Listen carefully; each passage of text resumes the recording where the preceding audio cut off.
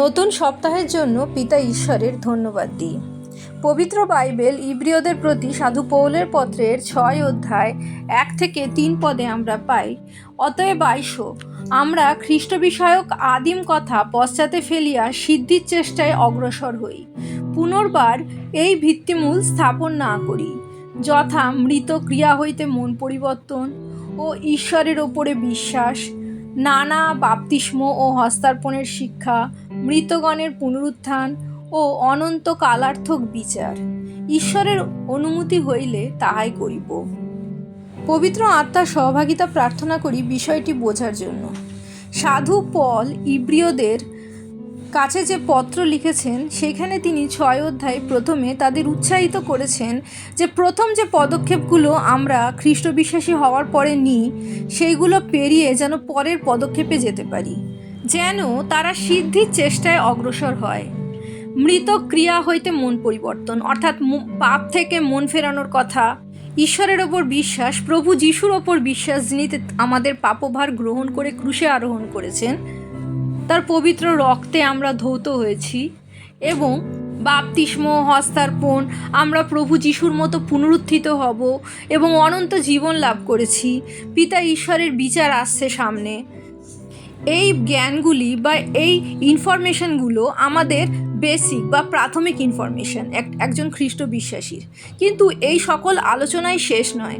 এর পরবর্তীকালেও খ্রিস্ট বিশ্বাসী জীবনে আরও পদক্ষেপ যা খ্রিস্ট বিশ্বাসী হিসেবে আমাদের নেওয়ার প্রয়োজন। প্রভু যিশুকে গৌরবান্বিত করা, অন্য মানুষের কাছে প্রভু যিশুর সাক্ষ্য হয়ে ওঠা এবং পিতা ঈশ্বরের পরিকল্পনা আমাদের জীবনে যাতে পূর্ণ হয় তার জন্য।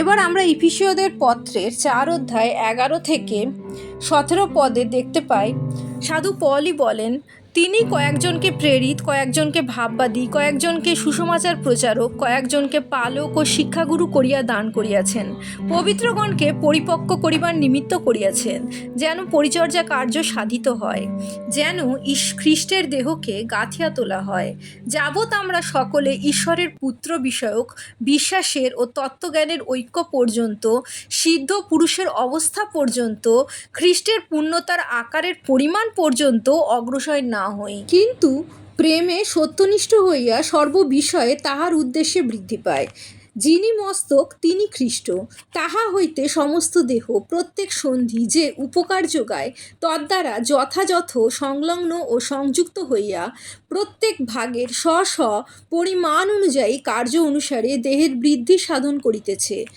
আপনাকেই প্রেমে গাঁথিয়া তুলিবার জন্য করিতেছে। যখন সাধু পল প্রভু যিশুকে পরজাতীয়দের কাছে প্রচার করেন, তখন গুটি কতক মানুষ সাধু পলকে প্রথমে বিশ্বাস করে। তখন তিনি তাদের বলেন এই পদগুলি নিতে, ভাববাদী, প্রেরিত, সুসমাচার প্রচারক, কারণ তখন চার্চকে গেঁথে তোলার পরিকল্পনা নেওয়া হয় প্রেরিতদের মাধ্যমে। তারা পরবর্তী যারা প্রভু যিশুকে জেনেছে, বিশ্বাস করেছে, তাদের উপর দায়িত্ব দেন। বর্তমানে প্রভু যিশুকে জানে না এইরকম মানুষ হাতে গুনে কিছুই পাওয়া যেতে পারে, কিন্তু প্রভু যিশুকে বিশ্বাস করে এমন মানুষ খুব কমই আছে যারা খ্রিস্ট বিশ্বাসী, এবং যাদের কাজের মধ্যে দিয়ে প্রভু যিশুর ওপর যে তারা বিশ্বাস করে, নিজেদের সামর্থ্যের ওপর নয়, নিজেদের ক্ষমতার ওপর নয়, তা তারা প্রকাশ করে। কিছু মানুষের নির্দিষ্ট দায়িত্ব আছে, যেমন চার্চের পাস্টার বা যারা প্রভু যিশুর কথা বলে, তারা যারা বাক্যের মাধ্যমে প্রভু যিশুকে মানুষের কাছে পৌঁছাচ্ছে। কিন্তু পিতা ঈশ্বরের পরিকল্পনা অনুযায়ী আমরা সমাজের নানা স্থানে আমরা এক এক জায়গায় প্রতিষ্ঠিত হয়েছি। আমাদের যেখানেই পিতা ঈশ্বর প্রতিষ্ঠা দান করেছে, আমাদের যে চারপাশের মানুষজনের মধ্যে আমাদের রেখেছেন পিতা ঈশ্বর, তাদের মধ্যে আমরা আমাদের জীবন দিয়ে প্রভু যিশুকে গৌরবান্বিত করতে পারি। আমরা যদি শিক্ষকতার কাজ করি, হসপিটালে কাজ করি, পুলিশের কাজ করি, ব্যবসা করি, বড় কর্পোরেট কোম্পানিতে কাজ করি, কোনো হোটেলে কাজ করি, অথবা আমাদের দায়িত্ব শুধু সংসার তৈরি করা বা হোম মেকার, সেইখানেও আমাদের চারপাশে কিছু না কিছু মানুষ থাকে যারা আমাদের জীবন দ্বারা অনুপ্রাণিত হয়। আমরা কতটা নিষ্ঠার সাথে আমাদের কাজ করছি তা দেখে তারা আমাদের প্রতি আকর্ষিত হয়। প্রত্যেকটা খারাপ সময় ভালো সময়ের মধ্যে আমরা নিজেদের ওপর ভরসা না করে কি করে প্রভু যিশুর ওপর ভরসা রাখছি এবং আমাদের জীবনের সমস্যাগুলি কি করে খুব সহজে আমরা অতিক্রম করছি তা দেখে তারা আকর্ষিত হয়। তারা আমাদের বিশ্বাসের সূত্র খুঁজতে চায় এবং প্রভু যিশুকে জানতে পারে। কিন্তু দুঃখের বিষয় যে আমরা যারা খ্রিস্ট বিশ্বাসী, আমরা যে এই বেসিক বিষয়গুলি বুঝেছি যে মন পরিবর্তন, ঈশ্বরের ওপর বিশ্বাস, বাপ্তিস্ম, হস্তার্পণ, মৃতগণের পুনরুত্থান, অনন্ত জীবন এবং প্রভু যিশুর দ্বিতীয় আগমন, এই সকল বিষয়ে আমরা বুঝে গেছি। তার পরের পদক্ষেপে আমরা যাই না। আমরা যে সেই শিশু খ্রিস্টান হয়েই থেকে যেতে পছন্দ করি, বড় হতে চাই না। আর এই সীমিত ইনফরমেশন এবং জ্ঞানের বাইরে আমাদের জীবন আর অন্যান্য খ্রিস্টে যারা বিশ্বাস করে না সেই মানুষের জীবনের মধ্যে কোনো পার্থক্য থাকে না।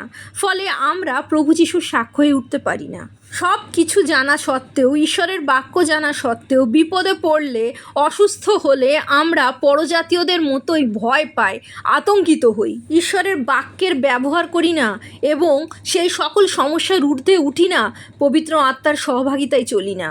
ফলে আমাদের জীবন আর চারপাশটা সাধারণ মানুষ যারা প্রভু যিশুকে জানে না তাদের জীবনের কোনো পার্থক্য দেখা যায় না, কেউ লক্ষ্য করে না এবং আমরা সেই দোমনা মানুষের মতো হয়ে উঠি যাদের সম্পর্কে যাকব বলেছিলেন, সেই ব্যক্তি যে প্রভুর নিকটে কিছু পাইবে এমন বোধ না করুক, সে দ্বিমনা লোক, আপনার সকল পথে অস্থির।